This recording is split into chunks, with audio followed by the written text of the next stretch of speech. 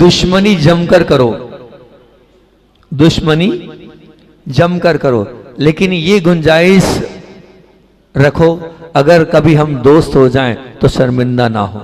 अगर हम कभी दोस्त हो जाएं तो कभी शर्मिंदगी महसूस हमें ना हो। निश्चित रूप से आपस में हम लोग रहते हैं और भेदभाव और कुछ न कुछ ऐसा बैरभाव हमारे मन में बैठ जाता है, लेकिन ऐसा बैरभाव ऐसा भेदभाव ना बैठे कि निश्चित हम बाद में मिलें तो ना मिल पाए। एक छोटी सी कहानी से आपको इस बात की ओर आकर्षित करूँगा।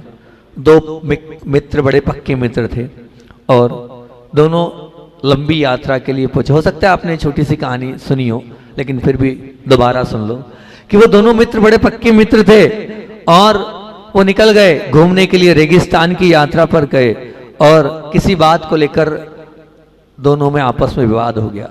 जब विवाद हो जाता है तो एक मित्र दूसरे मित्र को क्या करता है, एक जम से चांटा मार देता है।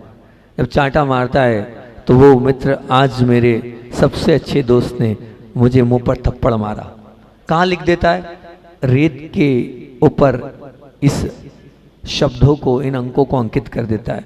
और वो चलते चलते आगे जाते हैं और होता ये है कि जब आगे जाते हैं जहाँ रेगिस्तान है तो निश्चित रेगिस्तान के आसपास कहीं ना कुछ पानी का स्थान भी होगा।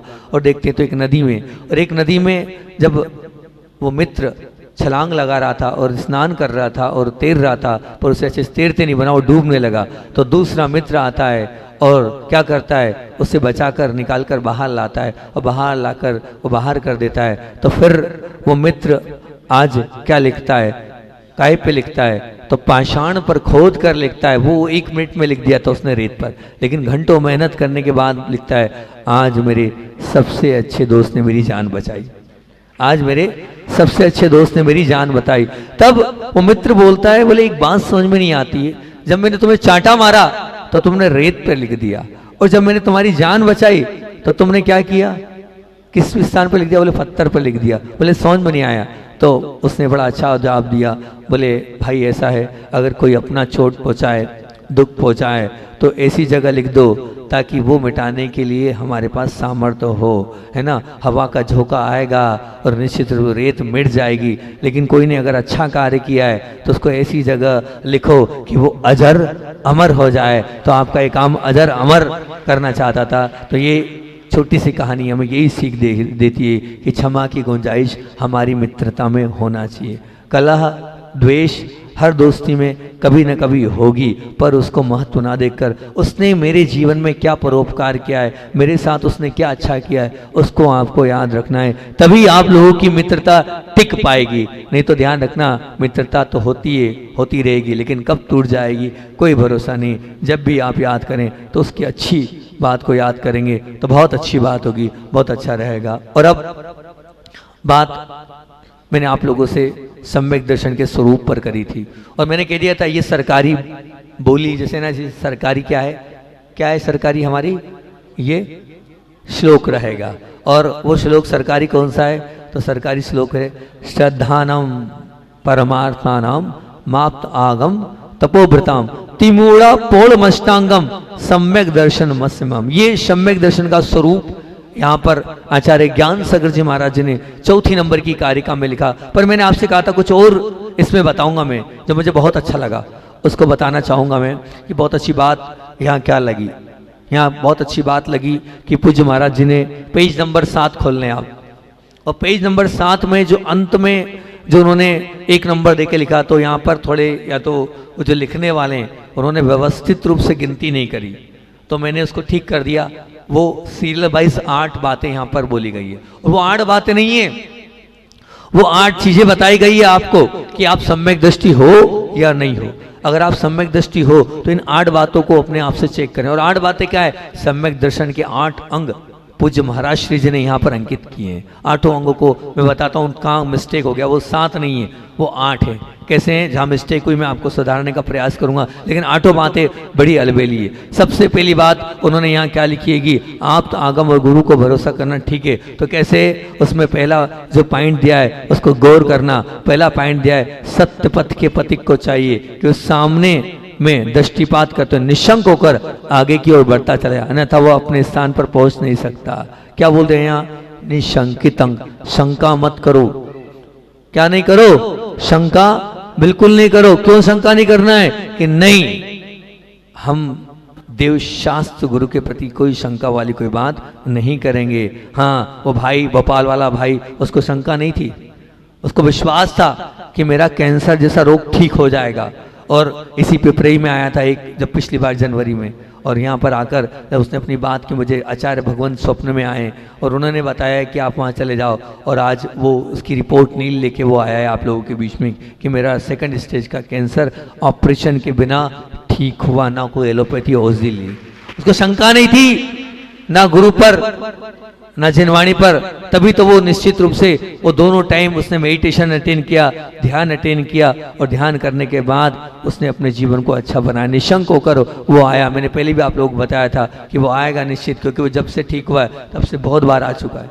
पिपरई में तो शुरुआत करी, पिपरई से लेकर अभी तक कम से कम मेरे ख्याल से 8-10 बार तो आ ही गया होगा हर महीने भर में। और छोटी मोटी सॉफ्टवेयर इंजीनियर है वो, लेकिन सब काम को छोड़कर यहाँ पर इसलिए आता है क्योंकि निश्चित उसे ऐसा लगता है कि गुरु की शरण में आकर शांति की अनुभूति मिलती है। यहाँ पर आकर निश्चित रूप से हम अपने आप में आ जाते हैं। तो शंका नहीं करोगे तो निशंकित अंग यहाँ बताया उन्होंने कि जो सतपथ पर पथिक जाता है और जो रहा है उसको क्या बोलते हैं? निशंक होकर वो आगे बढ़ता चला जाएगा, अन्यथा वो अपने स्थान पर नहीं पहुंचेगा। शंका में पहुंचूंगा नहीं पहुंचूंगा, क्या पता क्या होगा, रास्ता ठीक है नहीं है, अब इनने बता तो दिया है। नहीं, देव शास्त्र गुरु ने जो रास्ता बताया है उस पर निशंक होकर मुझे चलना ही चलना है, चाहे कुछ भी हो जाए।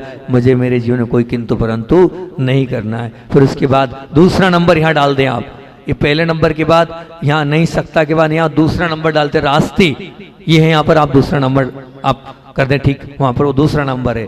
तो ये पहला अंग बता दिया निशंकित अंग। दूसरा बोल रहे हैं कि रास्ते में आने वाले इधर उधर के पदार्थों में ललायित होकर उसकी तरफ निगाह ना डालें, नहीं तो ठोकर खाकर गिर पड़ेंगे, अपने साथियों से पीछे रह जाएंगे। तो ये निकांक्षित अंग। हमें कहीं यहाँ वहां नहीं भटकना है। हाँ, कोई आकांक्षा नहीं है, बिना आकांक्षा के हमें तो रास्ते पर चलते चले जाना है, चलते जाना है। बहुत सारी रास्ते में लुभावनी चीजें आएंगी, लेकिन हमें उन सब लुभावनी चीज वो दिखाएंगी, वो बताएंगी, आ जाओ हम आपको ये दिलाएंगे, हम आपको वो बताएंगे। लेकिन नहीं, मुझे कोई आकांक्षा नहीं है। मुझे तो क्या आकांक्षा है, मेरे गुरु ने जो रास्ता बताया मैं उस रास्ते पर चलता जा रहा हूं। मुझे किसी की तरफ भटकना नहीं है, मुझे किसी की तरफ देखकर अपने जीवन को अटकाना नहीं है। मेरी जीवन के भटकन और अटकन को दूर करने वाले मेरे गुरु है। मेरी तो आकांक्षा मेरे गुरु के चरणों में जाने की, और कोई आकांक्षा नहीं है। यहाँ वहाँ भटकने की आकांक्षा नहीं है। ये निकांक्षित अंग बोल रहा है। यहाँ पर पूज्य महाराज श्री जी इस बात से निकांक्षित अंग को बोलते चले जा रहे हैं। और तीसरे नंबर पर बड़ी अच्छी बात निर्विचिकित्सा अंग बोल रहे हैं। वो जहाँ 2 नंबर लिखा है उसको आप 3 नंबर डाल दें, और वहाँ निर्विचिकित्सा अंग का तीसरा अंग बोल रहा है। साथ में अगर कोई बूढ़ा बड़ेरा अपाहिज हो तो उस पर अपेक्षा ना करके यथा साध्य साथ लेकर चलें। मतलब ये निर्विचिकित्सा अंग है। कोई बूढ़ा है, कोई अपाहिज है, कोई ऐसा बीमार है, कोई अस्वस्थ है जो चल नहीं पा रहा है, तो उसको ग्लानि नहीं करना, अरे तुम तो बूढ़े हो, नहीं तुम तो बीमार हो, नहीं, उसको भी साथ लेकर चलना। ये वाली बात या निर्विचिकित्सा अंग को कह रही है कि हम इस निर्विचिकित्सा अंग के माध्यम से सबको लेते हुए चले जाएंगे तो बिल्कुल बहुत अच्छी बात होगी। कितनी सुंदर बात। एक छोटा सा उदाहरण पूज्य ज्ञान सागर जी महाराज जी इतनी कठिन कठिन बातों को भी छोटे छोटे उदाहरणों के माध्यम से समझा रहे। एक पथिक को चलता और रास्ता बता रहे, और रास्ते पे चलते चलते 8 अंगों को यहाँ पर परिभाषित कर रहे हैं। फिर क्या बोल रहे हैं चौथे नंबर पर? क्या बोल रहे हैं चौथे नंबर पर? बोल रहे हैं कि रास्ते में आए हुए कंटक से बचते हुए चले, बिल्कुल लापरवाह होकर नहीं चले। मतलब यहाँ पर क्या है, रास्ते में आप चल रहे हैं और चलते हुए चल रहे हैं तो क्या होगा, कंटक यानी आप बचते हुए चलें। मतलब क्या करना है यहाँ पर कि दूसरे बहुत सारे लोग आएंगे, लेकिन क्या करना है, हम उन सब में कहीं भी उन कांटों में नहीं जाना। अमूढ़ दृष्टि नहीं बनना है, ध्यान रखना। हाँ, अमूढ़ दृष्टि मतलब ये माथा कहीं और नहीं टिकना चाहिए। कहाँ टिकना चाहिए? हाँ, नहीं तो कांटों वाला रास्ता बन जाएगा। आप कंटक से बचते हुए चलना। बहुत सारे कांटे आपको रास्ते में मिलेंगे, उन कांटों के चक्कर में मत उलझना। आपको तो माथा कहाँ झुकाना है? देव शास्त्र गुरु के चरणों में आपको झुकाना है। और अगर आपने झुकाया तो क्या होगा, निश्चित मान के चलना। तो यहाँ देखभाल कर चलना बता रहे हैं वो, मतलब कहाँ माथा झुकाना है। वो कितनी अच्छी बात, कितना अच्छा मैसेज दे रहे हैं कि आप चल तो रहे हो, लेकिन क्या चल रहे हो, देख कर चलो, आप समझ के नमोस्तु करो, यहाँ वहाँ नमोस्तु नहीं करना। तो वो उन्होंने बता दिया कि रास्ते के कांटे हैं, उन कांटों पर पांव मत रखना। अगर कांटों पर पांव रख दिया तो क्या होगा, आप बिल्कुल बेलापरवाह होकर अगर नहीं चलेंगे, बेलापरवाह चलेंगे तो क्या होगा, नहीं, हमें बहुत अच्छे से देखभाल कर समझ कर चलना है और यहाँ वहाँ माथा नहीं टिकाना है। ठीक, फिर उसके बाद 5वें नंबर पे बहुत अच्छी बात उन्होंने बोल दी कि साथ में चलने वाले लोगों में से अगर किसी भी प्रकार का दोष हो, मान लो कोई गुस्सेबाज हो और एक से उस पर कोई चिढ़ जाना अगर ठीक नहीं, तो उसके दोस्त की तरफ निगाह ना रखते हुए उसे यथासंभव, मतलब क्या हुआ, अगर मान लीजिए कोई ने गलती कर दी है ना, कोई ने मान लो वो ऐसा गलत कार्य कर दिया, तो उपगुण करो, उसकी उस दोस्त को ढको। हाँ, तो यहाँ वही बोल रहे कि हम चल रहे हैं लेकिन कोई चिढ़ गया रास्ते में, किसी ने कुछ बोल दिया, गुस्सा दिखा दिया, कुछ क्रोध कर दिया, तो क्या करें, छोड़ जाओ इसको, ये बहुत गुस्सेबाज है, नहीं ले जाना इसको, नहीं, वो नहीं करना। अगर किसी ने गुस्सा भी कर दिया है तो क्या करना, उपगुण करना। उपगुण मतलब उसके उस दोस्त को ढकना, ढकने की बात यहाँ पर बोली जा रही है और ढकते हुए आप उसको साथ लेके चलते चले जाएं, ये वाली बात बोल रही है। ये उपगुण अंग का प्रतीक है। फिर क्या बोल दिया, आगे बोल रहे हैं कि साथ में चलते अगर कोई थक जाए तो उसे सहारा देना, डोली वगैरह में बिठाकर चलना चाहिए। मतलब क्या हो गया, अब यहाँ बोल दिया कि आपको बहुत अच्छा काम करना है, कोई थक जाए, कोई परेशान हो जाए, नहीं मुझे नहीं धर्म पालन करना, ये धर्म बेकार है, इससे कुछ नहीं होता है, तो क्या करना, नहीं भैया ऐसा नहीं, उसको हाथ फेरना नहीं, इस धर्म से तुम्हारा भला होना है, ये धर्म ही तुम्हारा कल्याण करने वाला है, उसका स्थितिकरण करना। चलो मेरी गोदी में बैठ जाओ, चलो ये डोली है, डोली में बैठ जाओ, चलो हम तुम्हारा हाथ पकड़ते हैं, तुम्हारा हाथ पकड़ के लिए चलते हैं, तुम्हें लेकिन इसी के साथ चलना है और उसका स्थितिकरण करके, उसको साथ पकड़ के, उसको सहारा दे के, उसका आसरा बन के अपने साथ उसको चलाना है, ना कि भैया जा नहीं करना हो तो मत करे, धर्म पे श्रद्धान, ये नहीं है। ये स्थितिकरण अंग बता रहा है।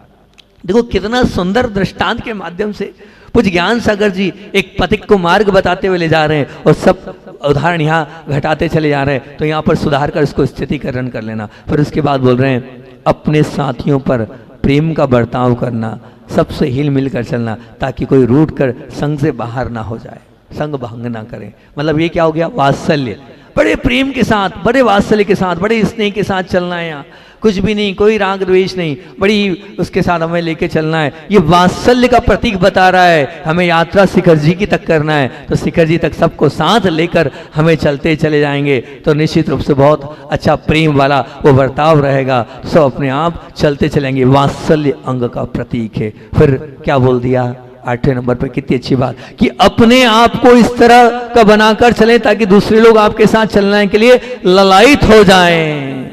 ये क्या प्रभावना, मैं ही चल रहा हूं लेकिन मैं ऐसा चलूं कि मुझे देखकर सब पूरी दुनिया मेरे साथ चलने को तैयार हो जाए, तो वो क्या कहलाएगी, वो प्रभावना कहलाएगी। 8 अंगों को पूज्य महाराज श्री जी ने एक पथिक की यात्रा के साथ अपने साथ लेके सबको चलाते हुए यहाँ पर घटाकर बता दिया, तो निश्चित आपके माध्यम से भी प्रभावना हो सकती है, आप भी प्रभावना के अंग होंगे, बन सकते हैं। और कल जब मैंने आप लोगों से बात करी, मैं सच में डरा हुआ था, मैं भयभीत था कि यहाँ आ तो गया हूँ मैं और हर जगह तो माहौल बनता है, लेकिन यहाँ 32 दिवसीय शिविर को लेकर कोई माहौल ही नहीं है, कोई एकासन करने को तैयार ही नहीं है। क्या होगा, बासा जैसी जगह में इतने लोग तैयार हो गए थे, आरोन वाले बैठे हैं, अभी बहुत सारे एकासन वाले आरोन वाले बैठे हैं, है ना, जिनने एकासन के उपवास किए। यहाँ क्या होगा, लेकिन कल छोटी सी बात रात्रि स्वाद में हमने करी, जब भक्तामर के लिए बच्चे आए थे, स्वाध्याय तो होता नहीं है लेकिन भक्तामर के लिए बच्चे आए थे, जरा सी बात करी और 15 मिनट में किसी ने मेरी बात नहीं टाली और सब लोगों में रात को ही 40 नाम हो गए। अब मानना, रात में ही 40 नाम हो गए। मैंने कहा सुबह अपन 51 नाम से बात करेंगे, और 51 छोड़ो, मेरे ख्याल से अब 108 नाम से मैं यहाँ पर घोषणा करूँगा। और आप मानना, इसको भी श्रेणी दे दी हमने। क्या दी कि बहुत सारे बच्चे ऐसे थे, मुझे बड़ा आश्चर्य हुआ, ये पहली बार लगा, मतलब एक आहार के पास हुए तो हैं, लेकिन जो बच्चे लोग वो एक आहार के पास करें। 2-3 बच्चों ने यह बोल दिया, बोले महाराज जी हम आपका साथ देंगे और एक आहार के पास आपके साथ करेंगे।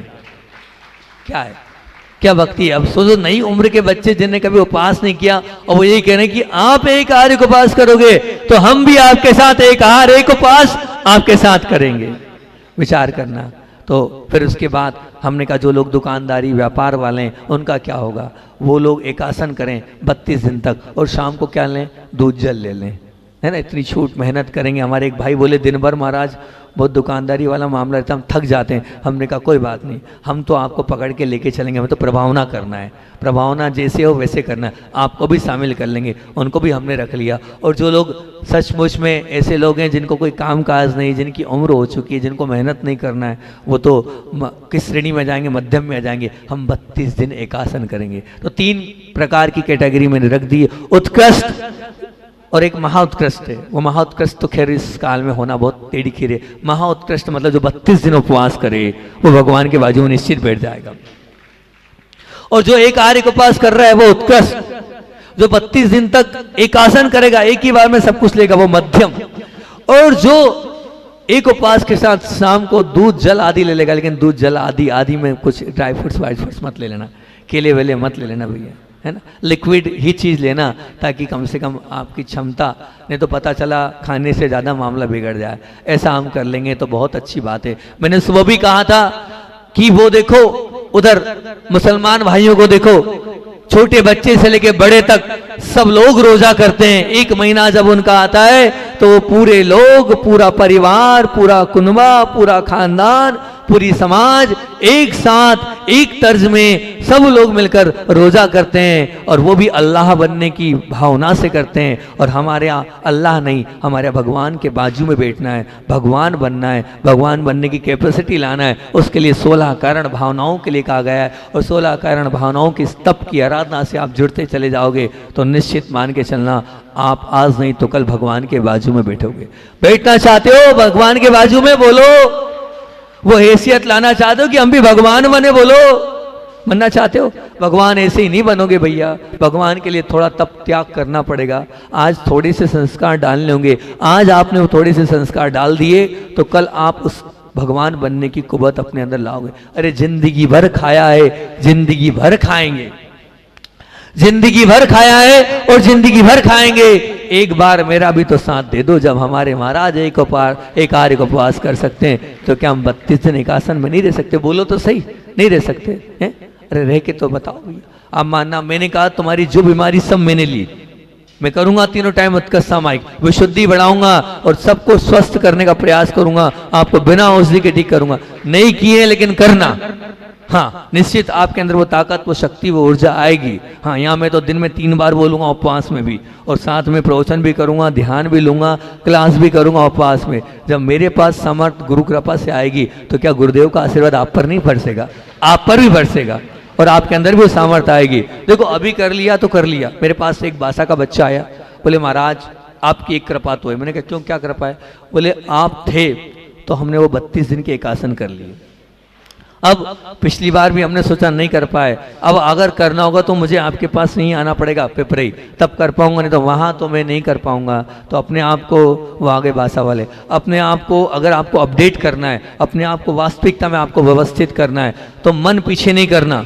हाँ एक 32 दिन अपने गुरु के नाम कर देना, 32 दिन अपने गुरु के नाम कर देना। देव शास्त्र गुरु की बात चल रही है तो बिल्कुल भी आप डरना नहीं। हाँ सब अपने आप ताकत शक्ति हमारे अंदर है। मैं आपसे कह रहा हूं ना कि हम जैसा शरीर को ढालेंगे शरीर वैसा ढलेगा। आप अगर शरीर को, मैं वही हूं जो 10 टाइम खाता था, फिर 2 टाइम पे आया, फिर 1 टाइम पे आया, और पिछले 3 वर्ष एक आहार एक उपवास करके भी मैंने अपना जीवन जिया है कि वो यही शरीर है। अगर हम सोच लेते हैं, शुरुआत में 2-4 दिन लगेगा आपको, लेकिन 2-4 दिन के बाद ऐसी सामर्थ्य, ऐसी शक्ति, ऐसी ऊर्जा हमारे अंदर आएगी कि अपने आप आपका होना लग जाएगा। और मैं आपको बताऊं, कभी कभी तो ऐसी परिस्थिति होती थी, इतनी धूप और 50 किलोमीटर चल के आए, अगले दिन सब पीछे पड़ जाते थे और मैं आचार्य श्री जी को याद करता था, वो मौसम बदल जाता था और पानी आ जाता था।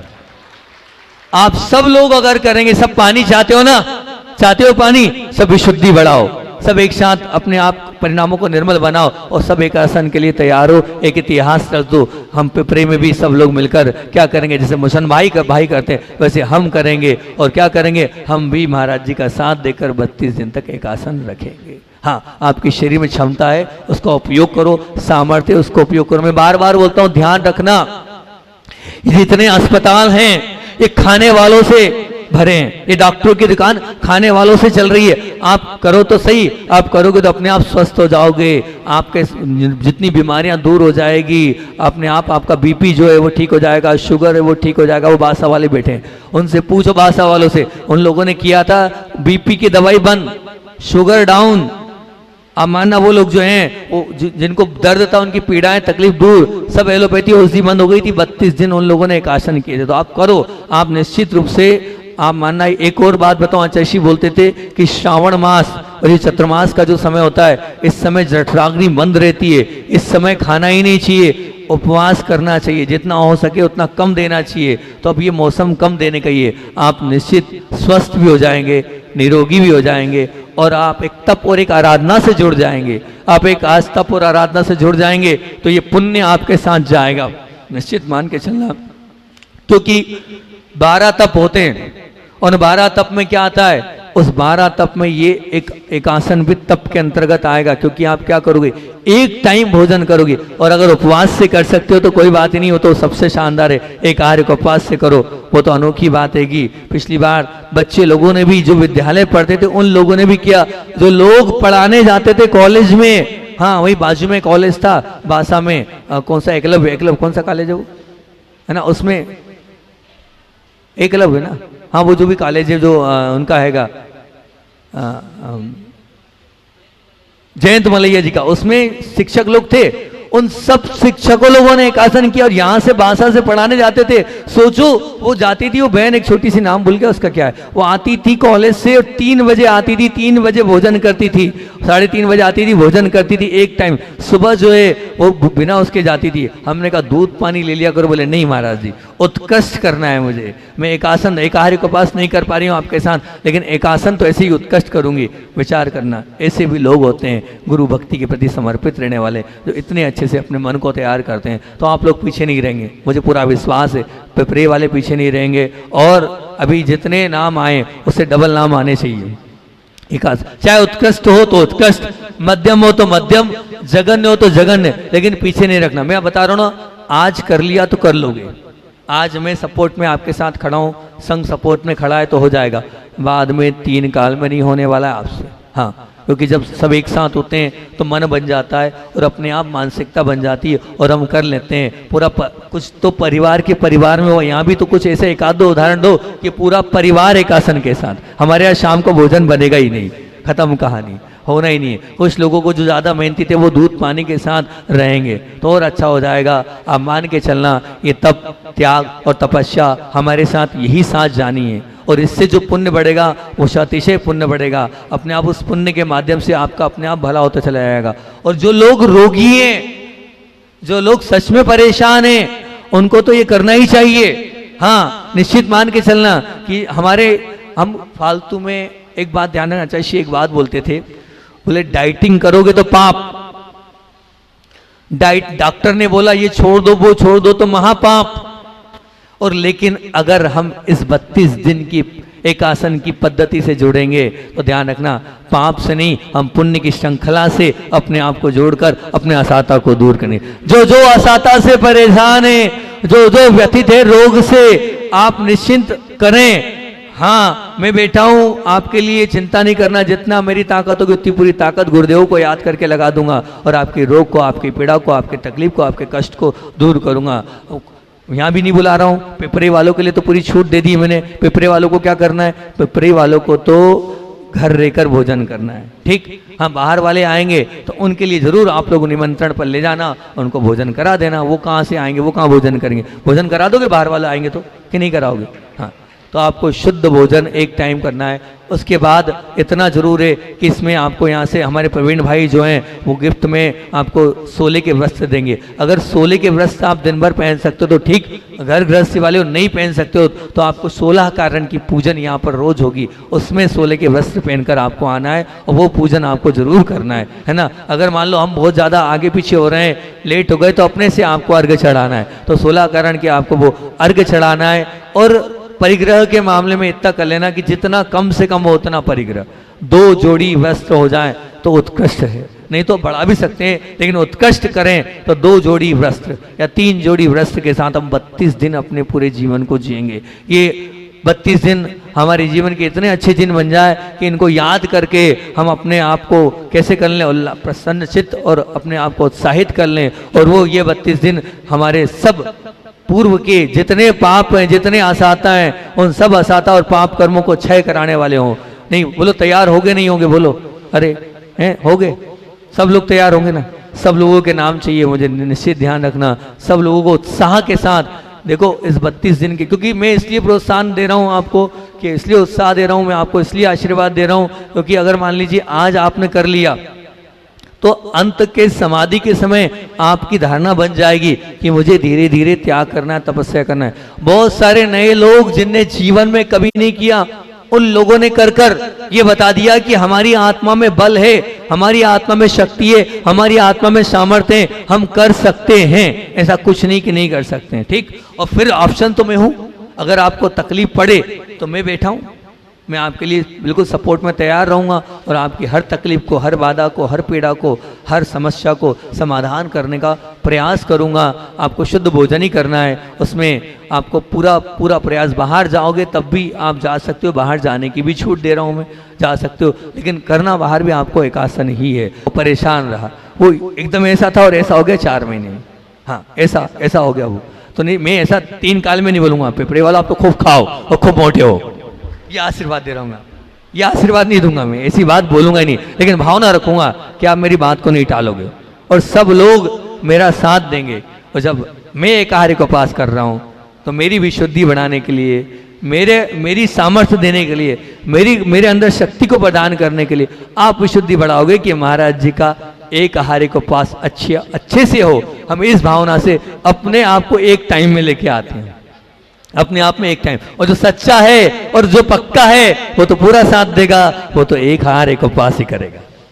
जो सच्चा है और पक्का है वो तो क्या करेगा, 3 4 5 6 लोग के नाम तो आ गए, अभी आपके सामने उन नामों की घोषणा होगी कि हम लोग तैयार हुए हैं, तो बहुत अच्छी बात है। मैं तो चाहूंगा पूरे युवा, विक्की भाई ने, मैंने विक्की से नहीं कहा नाम लिखा, विक्की बोले मेरा नाम लिख दो, मैंने कहा मैं नहीं बोलूंगा विक्की से भैया, बोलता है मेरा नाम लिख दो। मैंने कहा भैया मैंने बोला ही नहीं है अपने आप, विक्की बोल रहा है मेरा नाम लिख दो। हमारा प्रासु बोलता है महाराज गलत बात, आपको पूछने की क्या जरूरत थी, पूछने की कोई बात ही नहीं है। अब आप लोग को अध्यक्ष महोदय आपको बिना पूछे मेरा नाम लिखाना चाहिए। और जब ऐसे समर्पित लोग हैं जो इस प्रकार से बोल रहे हैं तो बात ही खत्म हो गई है कि अब जो इस प्रकार है, तो ऐसे मेरा भाव ये, जितना पूरा युवा वर्ग है, आपको बताएं ये लोग गए थे अभी हाल, कहाँ गए थे जब ये लोग गए अभी हाल, जब महाराज लोगों को बताया, इन लोगों ने समता सागर ने बिठा लिया, बैठ जाओ, इनने बोला हम लोग शुद्ध भोजन करते हैं, महाराज जी ने नियम दिया है, बैठ जाओ, आधा घंटे का समय दिया। वहाँ गए खुरई में, आप लोग बोले हाँ हम लोग शुद्ध भोजन कर रहे हैं, कुएं का भोजन कर रहे हैं। तो जब बच्चे लोग ये बोला, एक अपने आप में प्रभावना कहेंगे, तो आप भी एक अच्छी प्रभावना करो ना, या बोलो कि हम सब लोगों ने महाराज जी का साथ दिया, हम सब लोगों ने एक आसन किया, हम सब लोगों ने क्या किया, अपने आप को तप त्याग और तपस्या से जोड़ा, और तप त्याग तपस्या से अगर आपने जोड़ लिया, सच्ची प्रभावना होगी। ध्यान रखना, दान करना प्रभावना नहीं है। एक बात जरूर ध्यान रखना, जितने लोग यहाँ बैठे हैं, हाँ आप लोगों को तो करना ही है, लेकिन आपको सबको मोटिवेट करना है।